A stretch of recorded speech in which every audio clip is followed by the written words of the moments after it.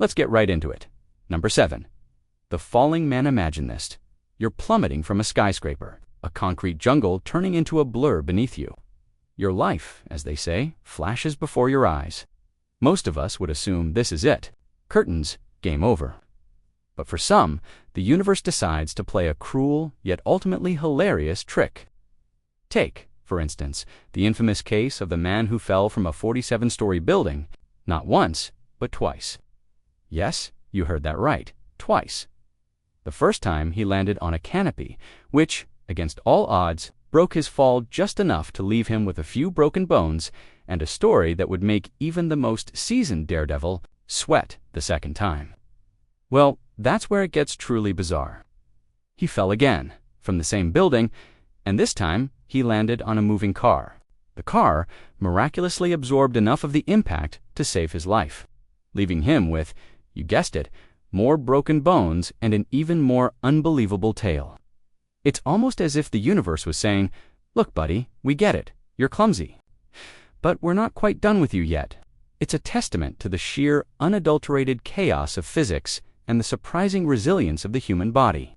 Or perhaps, just the universe's twisted sense of humor. You'd think after the first fall, he'd invest in a parachute, or at least a really good trampoline. But no, some people just have to learn the hard way. Twice. It's a stark reminder that sometimes cheating death isn't about skill or planning, but about being in the right, or perhaps the spectacularly wrong place at the right time. Number 6. The exploding lungver had a really bad cough, like the kind that makes your chest ache and your eyes water. Now, imagine that cough, but instead of just a sore throat, it's threatening to turn your internal organs into a confetti cannon. Sounds like a cartoon, right? Well, for one unfortunate soul, this was almost a reality. This person, suffering from a particularly nasty bout of bronchitis, coughed so hard, so violently, that they actually ruptured a lung.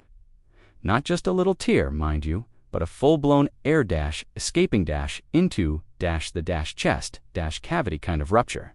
It's the kind of medical anomaly that makes doctors scratch their heads and wonder if they've accidentally wandered onto the set of a horror movie. Your lungs, those squishy vital organs responsible for keeping you alive, are surprisingly delicate when subjected to extreme internal pressure. It's like trying to inflate a balloon with a jet engine. Something's eventually going to give.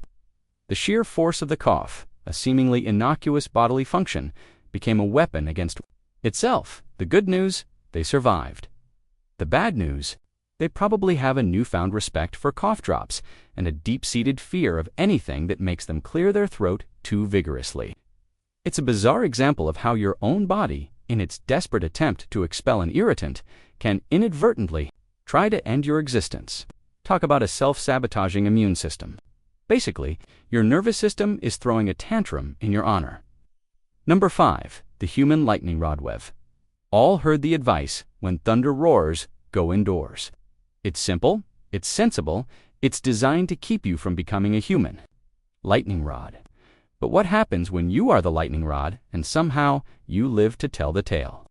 Meet the people who've been struck by lightning not once, not twice, but multiple times, and walked away with little more than a good story and some seriously messed up hair. Roy Sullivan, a park ranger, holds the undisputed record, having been struck 7 times. 7. At that point, you have to wonder if he wasn't actively taunting the sky. Each strike left him with injuries, sure, but he kept on ticking. It's like the universe was trying to send him a very clear, very electric message, and he just kept hitting snooze. The science behind surviving a lightning strike is less about being lucky and more about the lightning's path, if it travels over your skin, causing what's known as a flashover. Your chances of survival are significantly higher than if it decides to take a scenic tour through your internal organs. It's a terrifying, yet strangely fascinating dance with pure electrical power. Your body, a complex network of conductive fluids and tissues, becomes a temporary conduit for billions of volts. And yet, some people emerge, singed but not extinguished, with a newfound appreciation for grounded electrical outlets. It's a stark reminder that sometimes cheating death isn't about dodging the bullet, but about the bullet deciding to just graze your earlobe. You might end up with a cool scar, a permanent fear of storms, and a story that will make everyone at the barbecue lean in a little closer. Number 4. The brain-eating amoeba survivor. Imagine taking a refreshing dip in a warm freshwater lake, only to discover later that you've invited a microscopic, brain-eating assassin into your nasal cavity. Sounds like the plot of a low-budget horror movie, right? Unfortunately, for a terrifyingly small number of people, this is a very real and almost always fatal nightmare. We're talking about Naegleria fowleri, the infamous brain-eating amoeba. This single-celled organism, usually found in warm bodies of water, enters through your nose and proceeds to make a beeline for your brain, where it sets up shop and starts, well, eating. The symptoms are horrific, the progression rapid, and the survival rate is, to put it mildly, abysmal. So, when someone actually survives an encounter with this microscopic monster, it's not just a medical miracle. It's a full-blown what-the-heck-just-happened moment for the scientific community.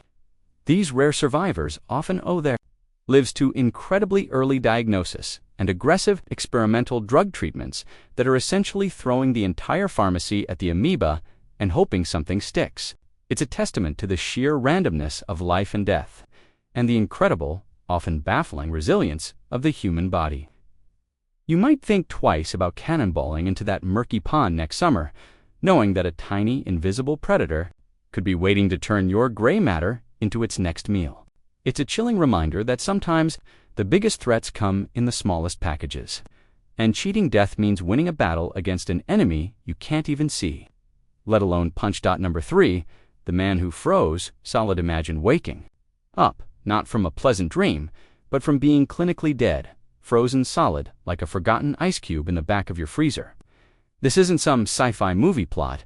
It's the bizarre reality for a handful of individuals who have experienced extreme hypothermia and lived to tell the tale. Take, for example, the case of a man found unresponsive in a snowdrift, his body temperature plummeting to a level that would make a polar bear shiver. His heart had stopped, his brain activity was virtually non-existent, and by all conventional medical standards, he was gone.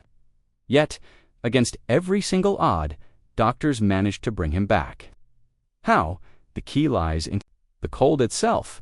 While extreme cold can kill, it can also act as a natural preservative, slowing down the body's metabolic processes to an almost standstill.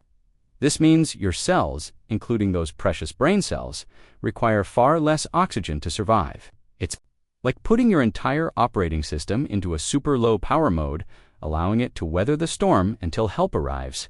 The rewarming process is delicate, a slow, agonizing dance between life and death where every degree matters. Too fast, and you risk further damage. Too slow, and the damage is already done. These survivors often face a long road to recovery, but the fact that they recover at all is a testament to the incredible, almost unbelievable resilience of the human body when pushed to its absolute limits.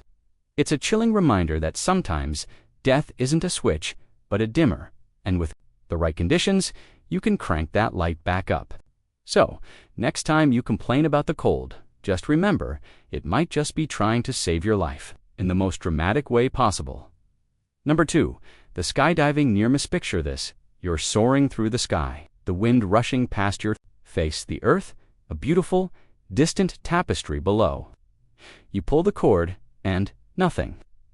Your parachute, the one thing standing between you and a very intimate, very sudden meeting with the ground, decides to take a vacation. Panic, pure, unadulterated panic sets in. Now, imagine this isn't a nightmare, but a true story. There have been countless instances of skydivers whose main chutes failed, whose reserves tangled, or who simply found themselves in a freefall with no visible means of slowing down. And yet, some of them have survived. How? Sometimes it's sheer dumb luck, landing in a patch of soft mud, a dense thicket of trees, or even, in one truly unbelievable case, a pile of freshly tilled soil. Other times, it's the quick thinking of a fellow skydiver managing to deploy a tangled chute at the last possible second, or even in a feat of incredible athleticism. Grabbing onto another diver and riding their chute down, it's a terrifying game of aerial roulette where the stakes are literally life and death and the odds are stacked against you. Your body, designed for walking on solid ground, is suddenly subjected to forces it was never meant to withstand. The impact alone should be enough to turn you into a human pancake. But somehow, against all logic and physics, these individuals emerge, battered and bruised, but alive. It's a testament to the unpredictable nature of gravity and the surprising ability of the human form to absorb punishment. It's a reminder that sometimes cheating death isn't about being prepared, but about the universe deciding to give you one last incredibly violent hug. And honestly, after that, you probably wouldn't even complain about a little turbulence on your next commercial flight. Number 1. The human cannonball ever feel like life is just one big, chaotic pinball machine, and you're the ball? For some, that's not just a feeling, it's a literal description of how they cheated death. Imagine being in a car crash so catastrophic, so utterly devastating, that the vehicle is reduced to a twisted metal origami.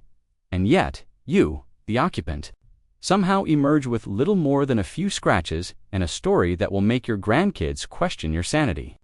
We're talking about incidents where cars have been flattened by falling objects, launched into the air, or even submerged underwater for extended periods, and the people inside have defied every logical expectation of survival.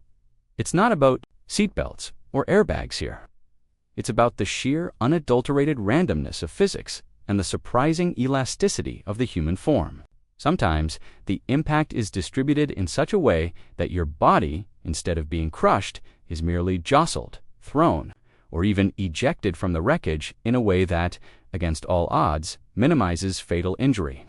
It's like being in a cosmic lottery, where the winning ticket is a perfectly timed bounce or a strategically placed crumple zone that wasn't designed for human survival, but just happened to work out. You might find yourself upside down, submerged, or even halfway through a brick wall, and yet you're still breathing, still wondering how you got there. It's a testament to the fact that sometimes cheating death isn't about being prepared or even being lucky. It's about being in the exact wrong place at the exact right time for the universe to decide, nah, not today, buddy.